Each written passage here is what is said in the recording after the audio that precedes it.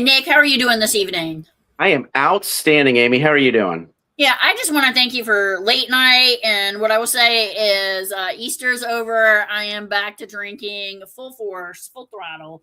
So I'll let's drink to enjoy that. a cocktail, talk about some current events. And, we were talking a little bit about the show. Nick, I don't even know what to say for current events anymore. It is absolutely baffling to me what is going on in the world today. So we didn't want this to be the Iran show, but let's talk about Iran and Pakistan and what's going on in the world today. And Yeah. for So those of you out there, pick up a cocktail, drink with us, and talk about some current please. events. Yeah. So I mentioned in one of the early episodes we did that, we've been trying to pivot from the Middle East for a couple of decades now, and it just keeps reeling us back in. So right back to Iran. I will say so. There are peace talks formally going on right now, as far as I know, in Islamabad. Last report I saw was they were still talking well past midnight in Islamabad. So that's a good thing. That's absolutely a good thing. To quote that hippie peacenik Winston Churchill, to sit jaw to jaw is better than war. And then the far more pithy paraphrase of that, jaw jaw is better than war war. So I certainly hope, if nothing else, that we can perpetuate the ceasefire that we have going on, at end of major combat operations, and hopefully get the Strait of Hormuz open back up. And Nick, But I don't then, know if you read, but earlier this week I put forward my proposal, which is let's go ahead, let's do away with the war as we know it. I think the Lego war has been going well, especially for Iran. And I think that if we just took that same approach and had like a little kind of animation war go on, we could actually just have some of the best, people in our AI centers against Iran's AI centers. And let's just go at it. Let's just see by popular vote, kind of like you pick American Idol. Let's just see who the winner of these battles are going to be. well, yeah. Saying that there's a definitive winner and a loser at this point is it's premature. So we have spent a lot of money, and that is, we've unfortunately there have been casualties, thousands of Iranians, 13 U.S. service members. I don't know how many civilian casualties in the Arab, in Iraq, Saudi Arabia, Kuwait, UAE, Qatar that have been killed and injured. Hundreds of our personnel also injured, and then when you loop in Lebanon and Israel, a whole lot of people there have been killed and injured. So that's an incredible tragedy. I will say on the positive, we absolutely have degraded Iran's military capability and their industrial capability. So that's not nothing. They do not have the same capability to project power today that they did back in February. So that is a positive. However, they have demonstrated that they still have significant levers of power. They are not defeated, as much as the president wants to try to toot that horn. They haven't unconditionally surrendered. We haven't chosen a new ruler for them, and they do have levers of power, both economically through the Strait of Hormuz and attacking the oil and natural gas industries across the Middle East. And then their other big lever of power is informational. So they're trying to convince the American public that it's bad that we prosecute this campaign, that it's bad for us economically, that it's bad for us globally because our global standing has taken a hit. To try to combat that, I will say I'm not sure that it was why the president and the Secretary Hegseth have come out so vehemently saying that we are winning. But they do have to convince the American public that we are, because if we can take away that leverage from Iran, that makes our position in the negotiations stronger. But moving in, the real winners here, Nick. Yeah. It's really China and Russia, and let's talk about how China and Russia have both benefited from this. Yeah, absolutely. So we have lifted or temporarily paused sanctions on Russian oil. Officially, it's Russian oil that's already at sea. But I'm sure they're getting around that. There's absolutely no doubt in my mind. To me, the biggest winner in this is China. The glut of solar panels and electric vehicles that they have built up because they have an over capacity in industry, they are selling like hotcakes. So as the world, there's going to be a short-term switch to other oil and natural gas producers to fill the immediate need. But a whole lot of countries are looking at this and saying, "Hey, we can't be beholden to global forces like this. We have to be like we talk American first, and we want to be self-sufficient. Every other country wants that too." So they're looking at renewables, solar, wind, and that all comes from China. We have ceded that industry to China. They're also looking at nuclear, and that's something that we can potentially leverage. We can help other countries develop commercial nuclear power. We haven't done that very much. Usually that goes to China and Russia. So yes, absolutely, they have gained economically from this, and militarily, we have spent a lot of munitions, a lot of unique munitions that is going to take years to rebuild that arsenal. And that is absolutely a boon to China over the next probably 5 years or so. If they try to do something aggressively in the South China Sea, they know that we don't have the capacity. A little bit more too. So America, and once again, cocktails and current events, people, right? So here we are. Hey, America with Israel. Hey, hold my beer. I'm just going to get in this little bar fight called Iran. And then guess what? I'm going to call NATO, and then I'm going to be upset that all my friends in the bar did not join in my fight. So let's talk about Trump, NATO. There was some legislation back in 2023 added into the NDAA saying a president could not unilaterally make decisions to pull out of NATO. But what can he do, and how's this impacting our relationship with our allies? And once again, he's already threatening Greenland again. Yeah. So the action he can take against NATO is weakening American positions in Europe. He can withdraw troops.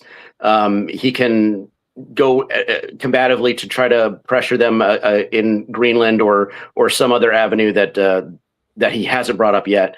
And I will say we are there's already movements afoot to build more bases in Greenland. So we already had those agreements in place that allowed us to do that. We are taking advantage of those. And as far as our security goes in the Arctic, we are moving forward with that. Now, his bellicose statements about we are going to take over Greenland and make it American, that's just more red meat for the folks that want to pump their chest and answer everything with a stick rather than trying to use carrots to progress with national security issues.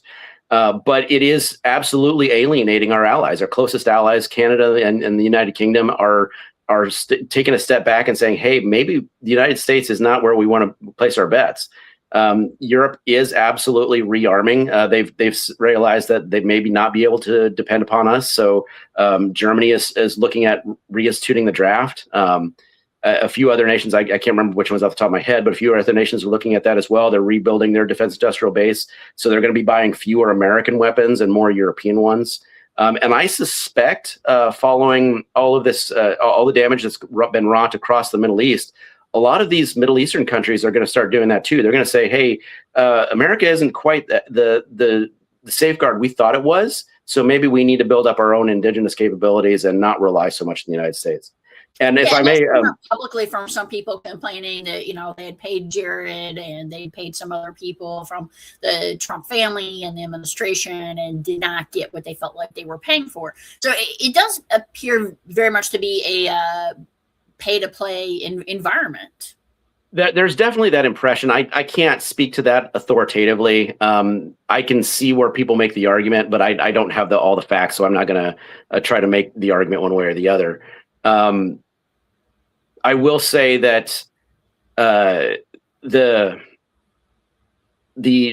economic environment that existed before, like with all the Middle Eastern investments, particularly into AI in the United States, as they have to pivot back to rebuilding their own industrial base, that investment money is going to dry up. So the bets that Kushner and Witkoff and the Trumps had that we were going to get a lot of Middle Eastern money is not going to come to fruition. So that's also going to hurt the U.S. economic impact development long term. So, Nick, I want to pivot and go back to Europe, go back to NATO, and talk about something that happened this week that was so completely unprecedented. I did a lot of research into this, and we actually don't have any laws against it. So, we do have laws where private citizens cannot go and advocate for political advocacy and candidates overseas. We do not have that for the official United States government. And what happened this past week is JD Vance went to Hungary and campaigned on behalf of Orban, actually called Trump when he was at one of those rallies. President Trump spoke to the crowd. Is there any thoughts that you have about this very unprecedented incident that happened when it came to this, as well as the fact that Orban has come out very, very publicly in support of Putin?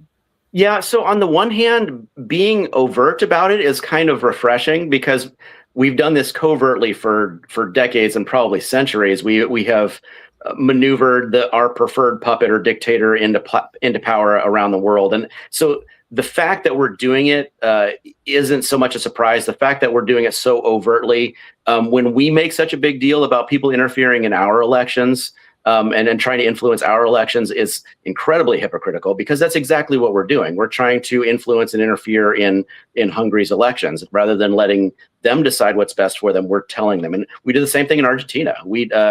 President Trump said, if you help out the president of Argentina, I will help you out by bailing out your currency. So the Trump administration is being very, very vocal and overt with, I'm going to scratch your back if you scratch mine, sort of thing. And it's not for nations, it's for political movements, which I think is uncomfortable for me.